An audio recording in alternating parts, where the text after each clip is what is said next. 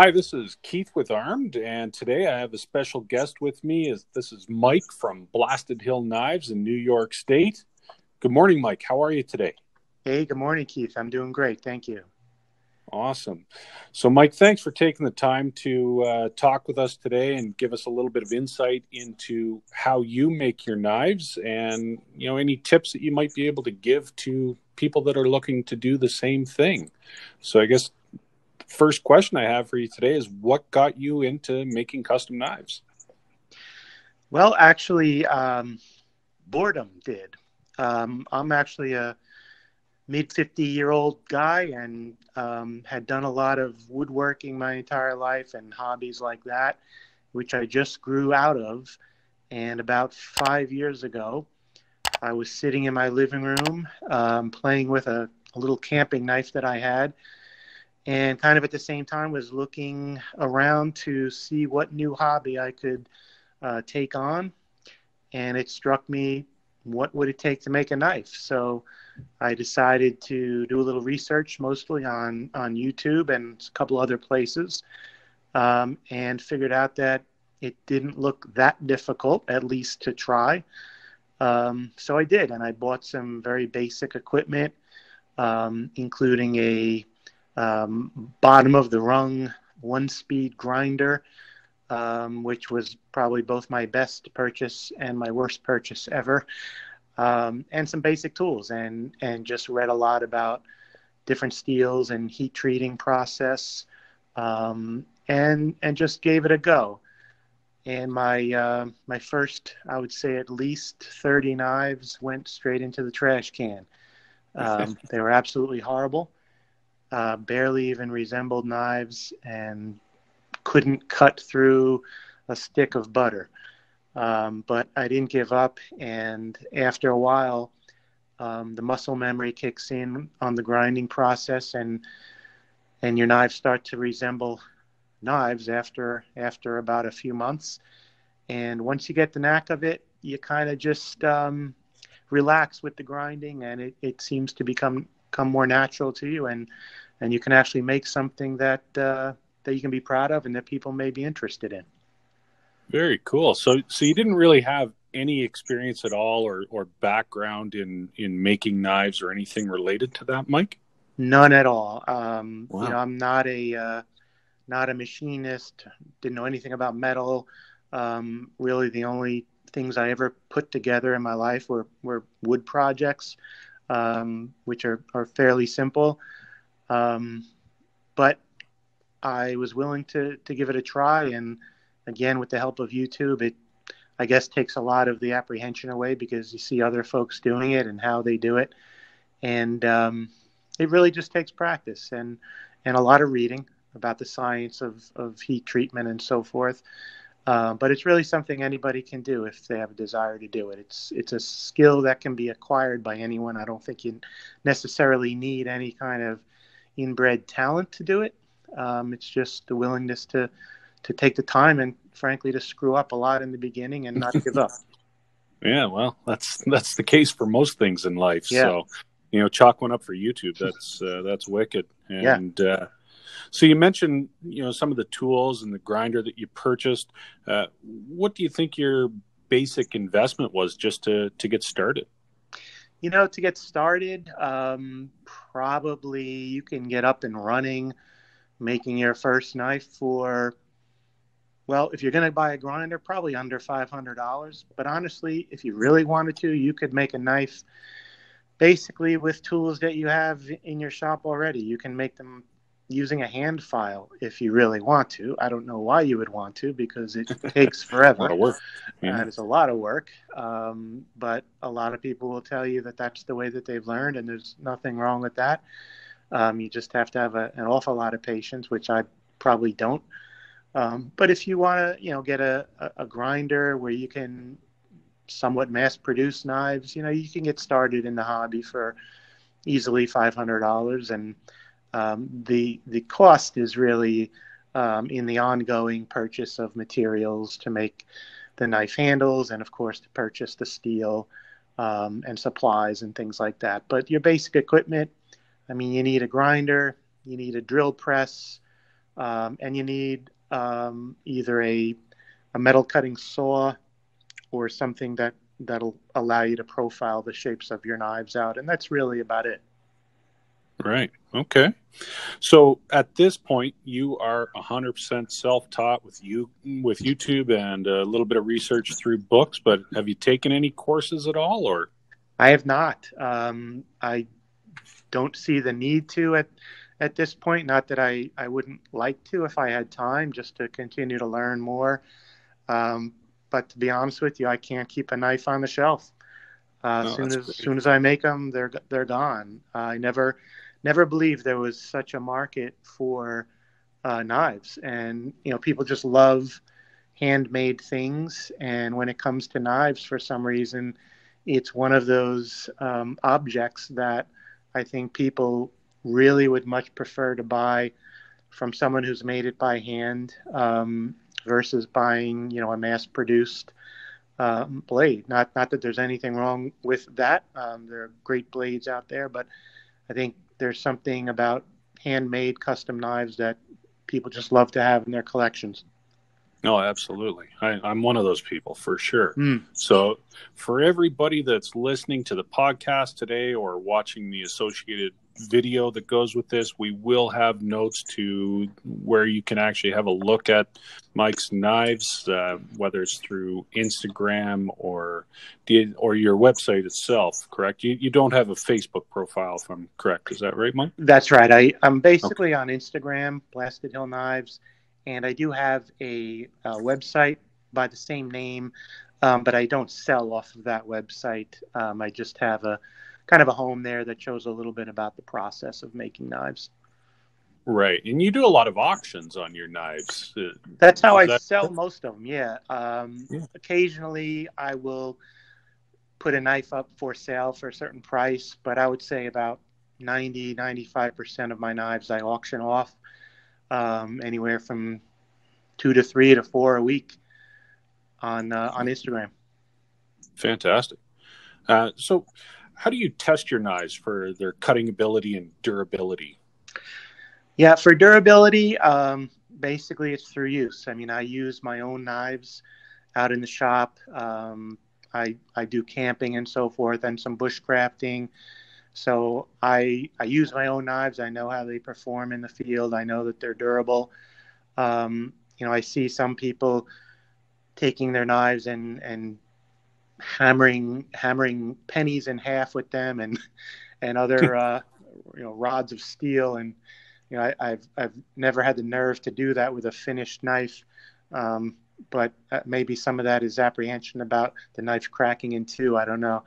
But I don't necessarily want to try that. But I can tell you, at least after years of using my knives, they certainly hold up as good as anything else that I've ever used.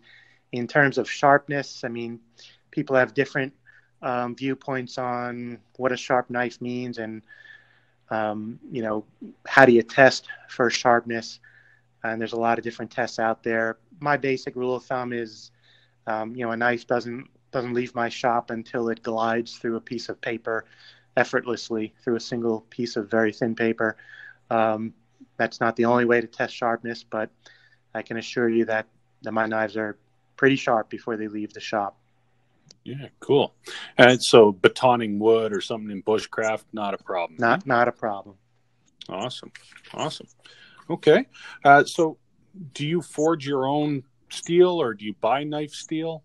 Yeah, so I use what's called the stock removal method. So there's basically two methods to knife making.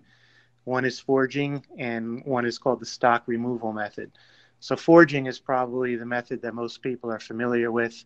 It's the old time like blacksmithing. You put the metal into the fire, and then you bang the shape out with a series of different hammers and mallets.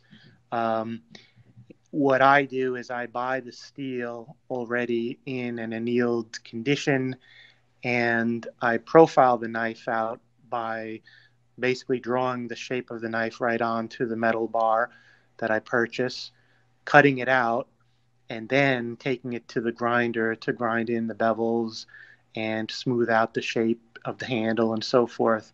and then I run it through the heat treating and tempering process. Um, there's really, I guess, two different schools of knife making, and those are the two of them. I would absolutely love to try forging one day and hammering out my own knives. That is a completely different skill set, though, from what I have, and would probably take a lifetime to acquire to be really good at it. So I envy the guys that can do that, and it looks like a lot of fun. But that's not the method I use. The method I use is simply the stock removal method. Awesome. Do you have a favorite steel that you work with then? I work with a bunch of steels depending on the type of knife that I'm making. So I'd work with a lot of high carbon steels, and I work with a lot of different stainless steels. My high carbon choices, favorite choices are O1 tool steel, which I use predominantly for all of my bushcraft knives. You'll see that that's a very traditional steel for use in bushcraft knives, which is really how I started out in knife making. Bushcrafting knives were sort of the first ones that I ever made, and still kind of my favorites to make today. They're not the best sellers today, but they're just my favorite knives to make. Very traditional knife. And O1 tool steel is a very common and very, very good steel to make bushcrafting knives out of. And I also use D2, 1095, 1084. I just finished up a custom order for a Serbian cleaver, which I made out of 52-100 high carbon steel. So there's a wide range that I use. My favorites on the high carbon side would be O1 and D2. And then on the stainless side, which I tend to do less work in, but I use AEBL is probably my favorite stainless steel to work with. I also use Nitro V, which is a relatively new steel that came out about 4 or 5 years ago. And I use 404 stainless steel. 440C stainless steel, which was actually the steel I used to make my very first knife. It's a very forgiving steel in terms of the heat treatment and so forth. So for a beginning knife maker, it's a very good steel to start with, and a good steel for knives in general. Awesome. So what about when it comes to the handle? Do you have a favorite material that you like to use? I love wood. To me, that it's the most beautiful and traditional thing you can put on a knife. But there are also a lot of composites and other man-made materials that are gorgeous also. You can use bone, you can use antler, kieranite, G10, micarta. I mean, each one is really beautiful in its own way. I tend to love wood and lean toward making more of my handles out of wood, just because I guess my history in woodworking, and there's just such a choice of beautiful woods out there. And all the woods that I use for my knife handles are stabilized so that they will not shrink over time and ruin the knife. Okay, awesome. What would you say is the key feature of your knife? I don't know if there's any one key feature to it. I can tell you that every knife I make is unique in its own way, even if I repeat models. I don't think I've ever built the same knife twice, except one time for a special order that I did for a son, a father, a grandfather, and a great-grandfather. They all wanted 4 of the same exact knives, and I think those are the only knives I've made that were exactly the same. So when you get one of my knives, you're certainly getting a unique piece, and I hope it's a piece that you will be able to hand down to your son, and your son can hand it down to his son, and I hope that they last that long. Yeah, well, having a unique knife, that's just part of the artistic side of this, and that's fantastic. Yeah. Are you a full-time knife maker? No, no. I have a full-time regular job in the business world. I'm basically a weekend knife maker, and maybe 2 or 3 evenings during the week, you could find me out in the shop. So I've learned to be very efficient in making my knives because I don't have as much time as I would like to devote Right. to it. Well, maybe in the near future you turn into a full-time knife maker and you can try your hand at forging some steel. That's my plan for when I retire. So Fantastic. What are the price ranges of your knives?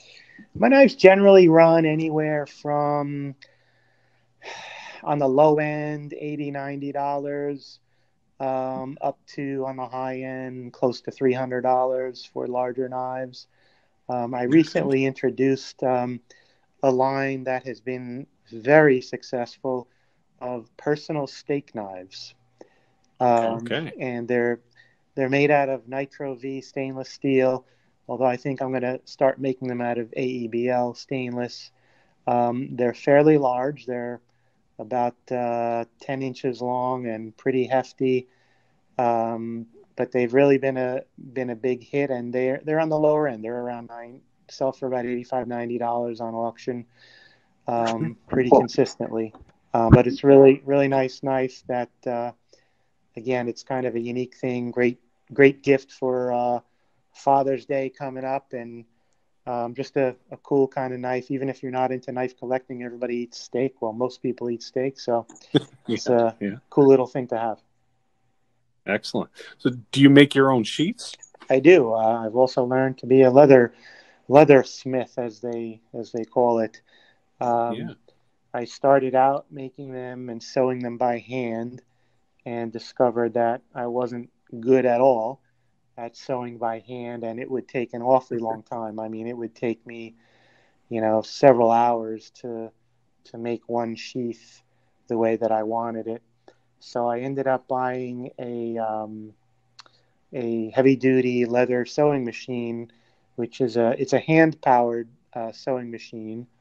And it was a few $1,000s, but it was definitely worth the investment because what used to take me 2 hours to sew now takes me maybe 2 minutes to sew.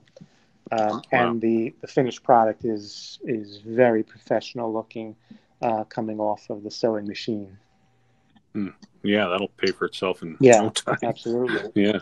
Yeah. Cool. So, what would you say is your philosophy when it comes to knife making? I think just trying to make something that I would use, and if I'm not proud of it, I threw a knife out the other day. I literally took a knife and threw it in the garbage the other day that, maybe a lot of people would look at and say, wow, that's really nice. I want it. I threw it out. I just wasn't happy with it 100%. If I wouldn't use it, if I don't think it's pretty, beautiful, I'm not going to sell it. And I'm not even going to sell it at a discount. I just don't want Blasted Hill knives to be associated with something that I wouldn't myself want to use and to have. So I think my Hmm. philosophy is make something that I'd be proud to own and use, and hopefully my customers will as well. Yeah, no, that's a great philosophy and something you can always pass down to the next generation. hmm So that's really cool. So, do you make both fixed blade and folding knives, or one or the other? I make both. Predominantly, I make fixed blade knives. I would say probably 95 out of 100 are fixed blades. The type of folding knife that I make is called a friction folder, and it's basically um, a folding knife which is held open essentially by friction of the blade material in between the two handle pieces. There's no locking mechanism on the knife at all. In some regards, it can be a somewhat dangerous knife to use and handle if you're not familiar with how they work. But they are actually, from what I've read, the oldest type of folding knife ever to be made. So they're pretty cool from a traditional standpoint, and quite beautiful to look at.